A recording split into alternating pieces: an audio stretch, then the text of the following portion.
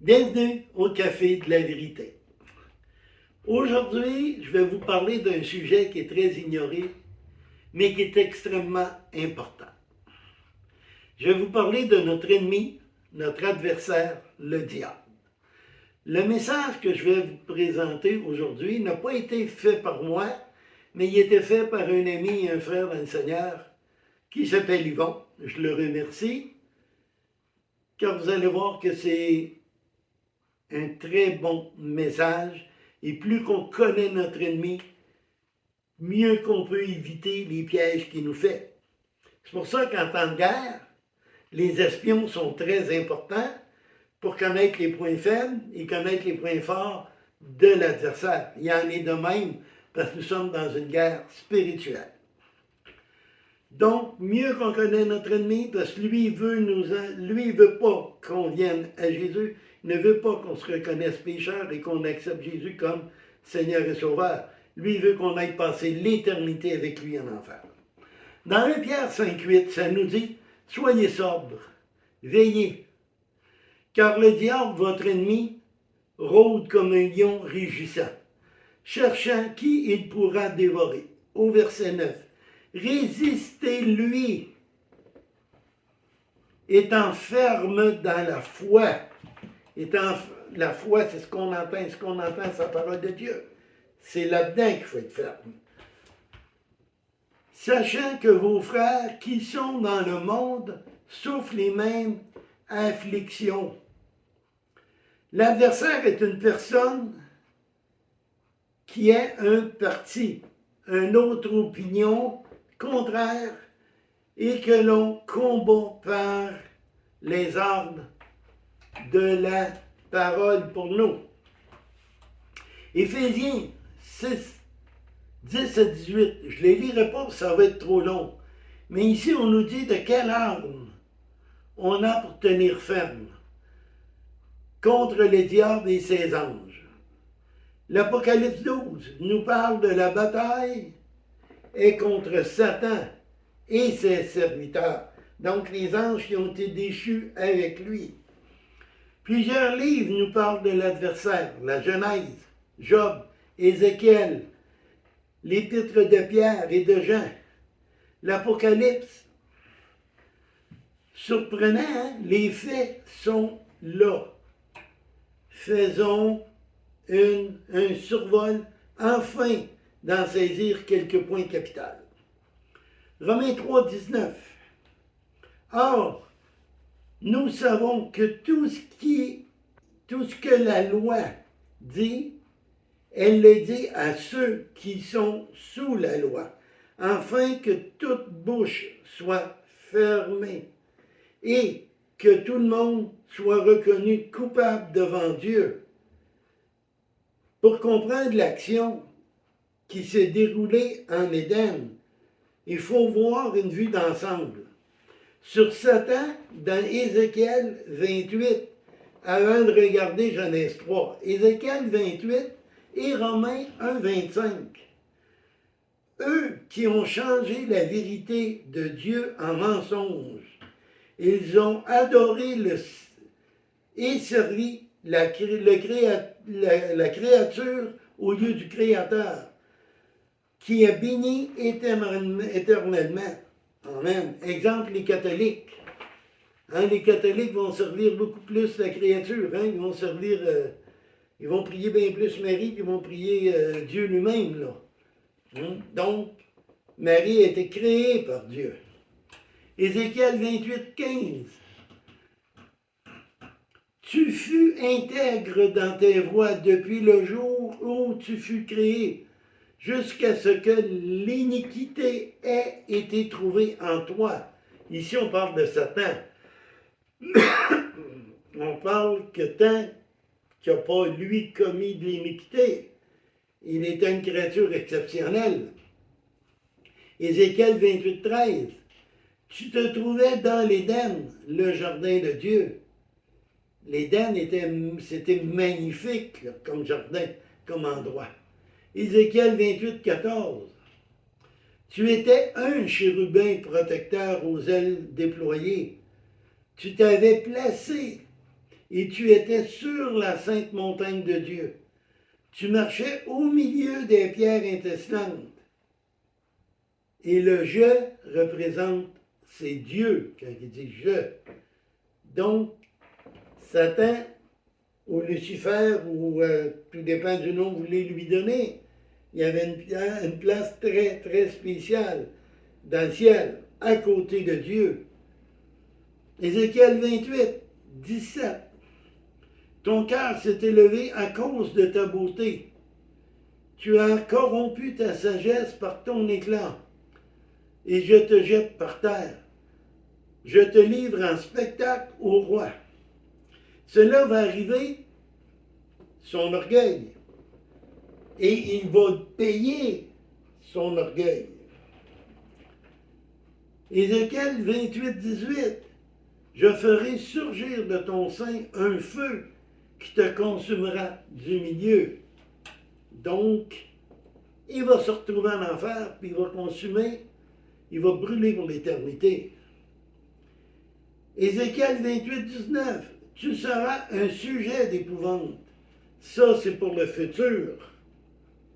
Mais que le monde qui n'aura pas reconnu Jésus comme sauveur vont être en enfer avec lui. Oh, ça ne sera pas drôle, là. Apocalypse 20, et le diable qui les suit disait, fut jeté dans l'étang de feu et de soufre. Il ne sera plus jamais rien. Lorsqu'il va être là, il va être là pour toujours. Ézéchiel 28, 12. Fils de l'homme, prononce une complainte sur le roi de Tyr. Il dit lui, ainsi dit le Seigneur l'Éternel, tu étais le couronnement de l'édifice, plein de sagesse, parfait en beauté. Au 13, tu te trouvais dans l'Éden, le jardin de Dieu. Tu étais couvert de pierres précieuses de toutes sortes, de sardoine, topaze, chalcédoine, de la chrysothème, l'onyx, le japs, le saphir, l'émeraude et plusieurs autres. Et les tambours et les flûtes étaient à ton service, préparés pour le jour où tu fus créé. Donc, dans le verset 13, ici, on voit que Satan était en Éden. Et cette discussion avec Ève nous montre où son cœur arrogant, prétentieux, à cause de sa splendeur. Il était beau, il était bon, il était gentil, il y avait beaucoup de choses, tellement orgueilleux qu'il a voulu prendre la place de Dieu. Donc la voix de Dieu pour Adam était familière. Quand Dieu parlait à Adam, Adam le savait que c'était Dieu qui lui parlait. Dans Genèse 2,16, plus loin, on voit qu'Adam a montré à Ève avoir confiance à Dieu. Satan et une panoplie d'anges ont vu la création. Et l'arrogance du cœur de Satan ont fait passer à un être jaloux. De la dernière création de Dieu, qui est l'homme, le diable est allé chercher dans le règne animal celui qui ressemblait le plus à lui, donc un serpent.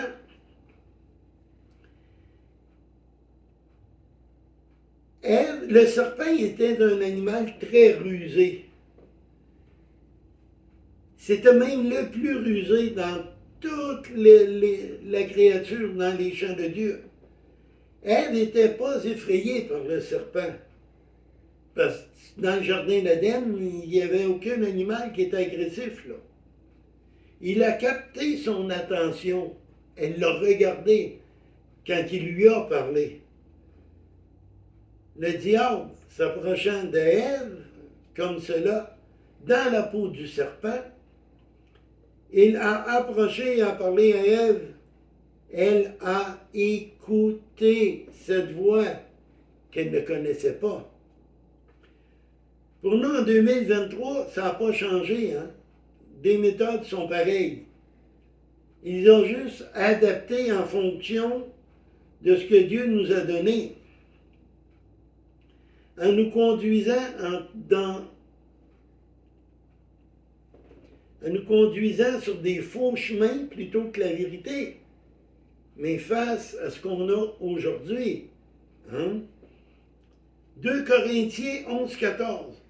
Cela n'est pas étonnant, car Satan lui-même se déguise en ange de lumière. Dieu nous met en garde par l'entremise de Paul. Donc, Satan et ses anges, ce sont des anges de lumière. Ils peuvent prendre plusieurs formes. Quand on nous dit Marie a apparu là, Marie a apparu ici, Marie n'a apparu nulle part. Marie, elle est morte, elle est dans le sein d'Abraham et elle attend la résurrection. Genèse 3, 17. Et il est dit à Adam, puisque tu as obéi à la voix de la femme, donc Satan a joué avec Ève, qu'elle a pris le fruit défendu, puis elle en a donné à Adam, qui lui a écouté la femme. Genèse 3, il a pris de son fruit et en mangeant, et donna aussi à son mari auprès d'elle. Il en mangeait. Donc les deux ont oublié la base de leur existence. Ils avaient le droit à tout le jardin sauf ces 2 arbres. Psaume 46, 2. Dieu est notre retraite, notre force, notre secours dans les détresses, et fort, aisé à trouver. Psaume au verset 3. C'est pourquoi ne nous craindrons point quand la terre sera bouleversée, quand les montagnes seraient ébranlées au sein de la mer. Au verset 7, les nations s'agitent, les royaumes s'ébranlent. Il fait entendre sa voix et la terre se fond.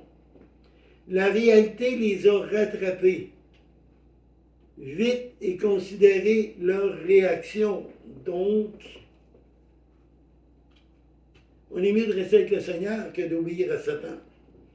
Genèse 2, 25. Or, Adam et sa femme étaient tous les deux nus, et ils n'en avaient point honte. C'était normal jusqu'à temps qu'ils mangent le fruit défendu. Genèse 3, 17. Et les yeux de tous s'ouvrirent, et ils connurent qu'il était nu. Dans Genèse 8, ils entendirent la voix de l'Éternel Dieu qui se promenait dans le jardin d'Éden. Au vent du jour, Adam et sa femme se cachèrent devant la face de l'Éternel, au milieu des arbres du jardin, et leur réaction a été trop tard. Comme si on peut se cacher de Dieu. C'est impossible de se cacher de Dieu. Jacques 2, 19. Tu crois qu'il n'y a qu'un seul Dieu, tu le fais bien. Les démons le croient aussi, et ils en tremblent. La réaction de Adam n'a pas été vraiment changée de nos jours. Il sait très bien qu'il était coupable devant Dieu. Et Adam commence par le résultat de sa désobéissance. Ce qui apporte à Dieu au commandement initial donné à l'homme. En Genèse 2, 16 et 17. Ne mange pas le fruit de cet arbre. Ce que le Seigneur a donné à ses disciples et à nous, c'est de pouvoir être pardonné par Jésus. Là. Jean, le diable, le serpent, est comparé à un mercenaire, un voleur, un loup, qui vient pour voler, tuer et détruire. Satan ne vous veut jamais de bien. Il va vous montrer du bien, mais il y a toujours de quoi de mal qui attend en retour.